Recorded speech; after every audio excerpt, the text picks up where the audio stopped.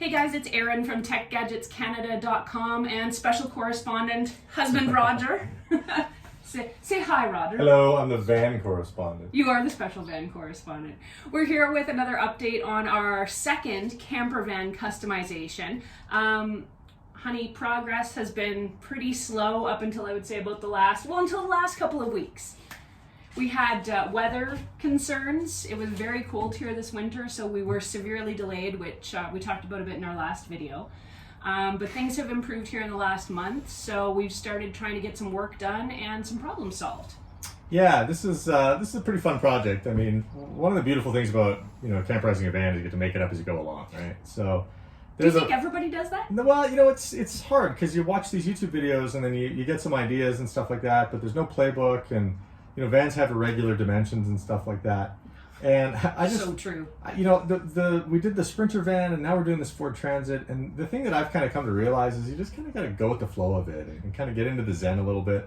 Try some stuff, experiment. If it doesn't work, if you're out some plywood or whatever the case may be, make sure you get the electrical right. I mean, yeah. I'd spend Nobody wants time. a fire in the van. I'd spend extra time on that, but otherwise, have fun with it, right? One of the things about us is I feel like I'm more the planner, and I want to know exactly what we're going to do before we do it, and we have to have a plan, and we have to have everything all laid out and decided.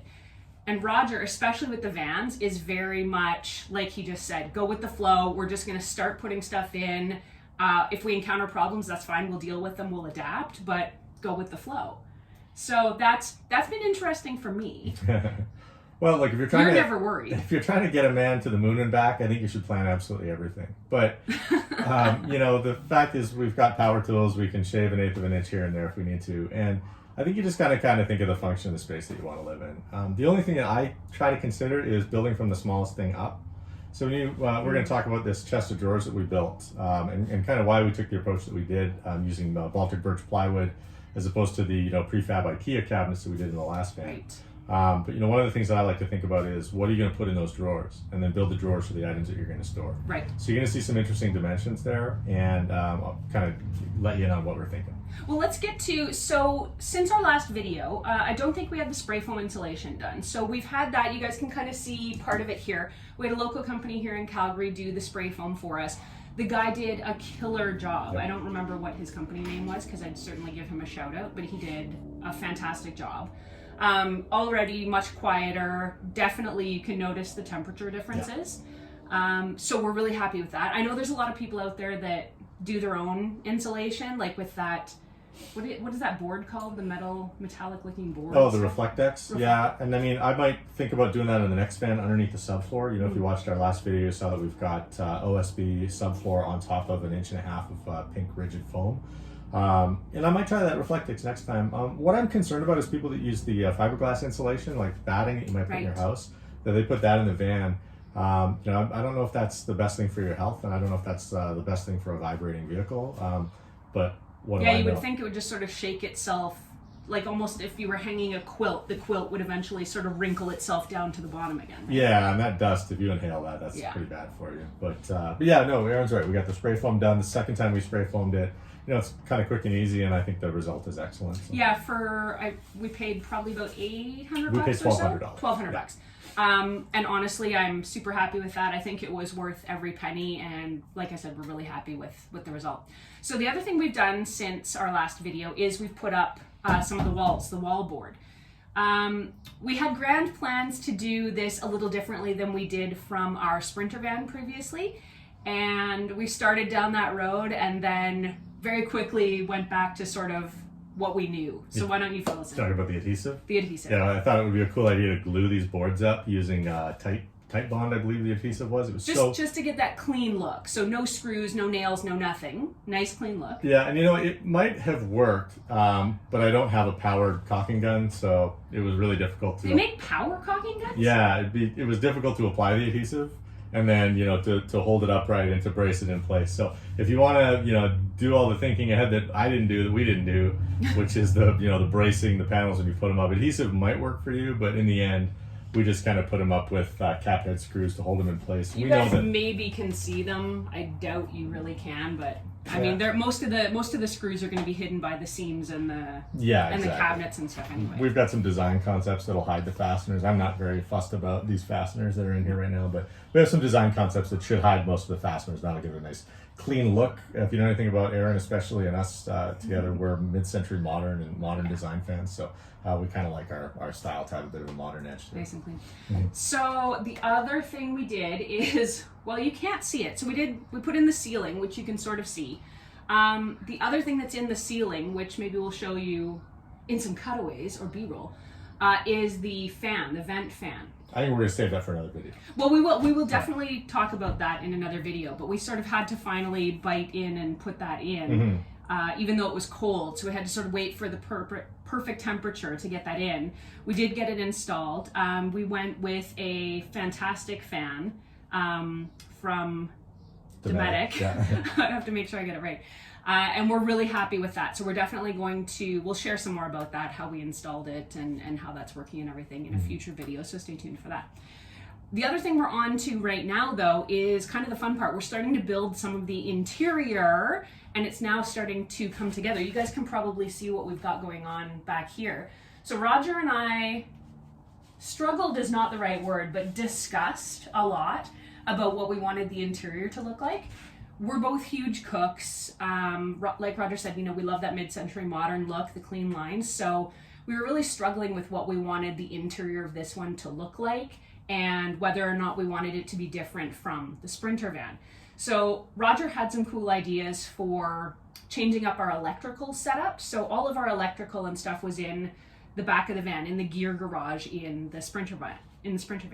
So in this one, you really wanted everything now moved into the cabin. Yeah, I mean, not quite everything, but one of the things that you'll notice when you're running cables in your van is that longer runs of cable, you'll have voltage drops, and you also spend a lot more money on wire, and that's significant when you're running, like 2 and 3 and 4 gauge, and in the last van we have a 3,000 watt inverter, and so we're running like, I don't even know what the correct name of the wire is. The gauge is like double aught or something like that, or aught 4. It's ridiculous. Anyway, and if you're running that wire, that cable, it can get pretty expensive. So we wanted to put the auxiliary battery right behind the driver's seat because the vehicle battery is right there. And so what we did is we built this tall cabinet that is going to house our auxiliary battery, which will be a 200 amp hour AGM battery from Renogy. And we're going to put the isolator, the battery isolator in there as well. And we're going to put the fuse panel in there as well. So there's going to be, some pretty interesting electrical setup in there. And we don't have this equipment yet, so we have nothing to show you right now. But I really look forward to that video, sharing that video. In the top portion of that particular cabinet, we're going to have our 65-liter truck fridge. And we bought the 130-liter truck fridge for the Sprinter van. I think it's a great product. Yeah, I love it. Truck fridge's service was outstanding. The delivery was quick. Yes, that's true. There was a bit of a hiccup in terms of the dimensions of the device, and we had to modify something on the go. But it's okay. I love the product. Absolutely love it. It's a fridge that's made. We've to had be no on problems the road. with it. Yeah. Yeah. Now, but the only thing we thought was that the 130 liters might have been a bit excessive. Like that we were. It's great. I mean, you can put a lot of stuff in there, but the problem is you put a lot of stuff in there. So, for us, it was mainly beer and charcuterie supplies. Right. But yeah, so this time we're opting for a smaller fridge. So we will have to report back as to whether that's going to be a regret or a smart call on our part. And Truck Fridge, for our Canadian fans, you can buy Northern Fridge is the website you get it from. We don't have an affiliate deal with them. No. I don't even know if they have an ambassador program, but we should. I do like the product. So that's exactly what that tall cabinet is. So the other thing we wanted is we were pretty insistent on having some drawers, at least I was. Roger possibly humored me. Roger mentioned it earlier, but one of the things we, again, discussed was whether or not we should just get some pre-made Ikea cabinets, which we did with our Sprinter van, and just use those, built them, and then installed them, and Bob's your uncle. In this case, Roger really wanted to build the cabinets himself. You've got a lot of experience. Actually, you have a lot of experience with building cabinets and drawers. He built cabinets and stuff for his workshop. And I think you just wanted to experience the challenge of that. Well, there's that. I mean, look, enjoying the work, but the other thing about it is that if you buy, factory made products, they're not customizable, right? Yeah. You get what you get. And there's only so many different, you know, versions and iterations on those IKEA cabinets. And the thing is that the functionality of the spaces are limited. You know, so you got to think about things like, if you're going to open a drawer fully extended, is it going to bump into the cabinet that you have across the way? So there's a lot of, you know, considerations like that you got to think about. Plus, we're going to sit in the alley here at our table. Yeah. That's the dining plan or the workspace plan that we have. Won't you, Vanna, won't you demo the drawers for our friends, and then we'll talk about what that space in the top is meant for? Because Roger sure. made some great drawers here. Like, so impressed. Well, yeah, I mean, there's not much to them. They're false front drawers, and they're just on these captive sliders. We got these off Amazon for like $6 a pair, which is outrageous. And you know, the drawers are varying heights, right? So Erin wanted to have a deep drawer here at the bottom, so we have a 12-inch deep drawer at the bottom, and then we have an 8-inch here, and then this I think is 5 3/4, and this one's 3 inches. So you know, this is going to be perfect for a cutlery drawer, all the flatware, all that sort of stuff that you'll need when you're cooking. And then we could have coffee cups, cereal bowls, plates, sort of thing go in here. That's the idea anyway. And then, you know, if you've got some kitchenwares, frying pans, maybe Pots some and pots pans, will fit in here. And then, you know, we might have, we have room here for some accessories like a Vitamix blender if we're going to bring that along. Or, you know, we've got some kitchen stuff that we'd like to have. And if we're going to go on an we've got another inverter, so we're hoping to be able to use some of that fun equipment as well. The other thing that we're putting into this van, which we did not put into the Sprinter van, we've had propane installed. So the propane hookup, I don't know what you call that, is on the outside of the vehicle, and we're going to put in a Dometic hob, stovetop. Hob. The Brits call it a hob, but I think here in North America we call it a stove or stovetop. So we're going to do that, and then we're going to put in a sink as well, which we did have in the Sprinter van. The other thing that we're going to try that's going to be a bit different is we've been seeing some examples online of folks that have the countertop that sort of lifts up, and then the hob and the sink are underneath the countertop. And my mind was blown when I saw that video. I wish I remembered that guy's name to give him a shout out, because that was really cool. Do you remember it? No, I don't. We'll key it in here. We'll try and look it up. No, we'll key it in here. Okay, yeah, we can do that. Yeah, because we're time traveling. Right, yeah. But that was amazing. So I think we're going to try and potentially do that and just have some kind of countertop material, TBA, and then have it lift up. And we've seen it where you can sort of, with the sink, you can put a mirror on the underside so that you've sort of got a little bathroom vanity setup. And then it hides your hob, gives you a really clean surface, work area, that kind of stuff. So that is kind of where we are at. What else do we have going on here in the next couple weeks? We're hoping to get this done in the next month. Yeah, no, it'll be done. So I mean, this will be pretty fun. I'm excited to get the electrical components, and I'm excited to get the fridge and the appliances and stuff in there. But you know, the build of the chest of drawers was I knew that was going to be the most time-consuming fact of this. What we're standing in right now is what we call the puppy box. So we're going to have a kennel underneath, which will be perfect for our dogs to travel in. And when someone's using this that doesn't have dogs, it's a great luggage storage area. Yeah. And then we'll build out the gear garage as well, and you know, share some thoughts about storage and kind of aligning your storage so that it's not just, you know, crammed full of junk. We're also putting in a queen size bed in this one. The Sprinter van has a double, and I mean, it's fine. It's such a comfortable futon that we ended up getting for it, but it's just a little too small. And you know, we have two puppies that oh, it's cozy. We have two puppies that love to snuggle up with us, especially if it's cool when we're camping.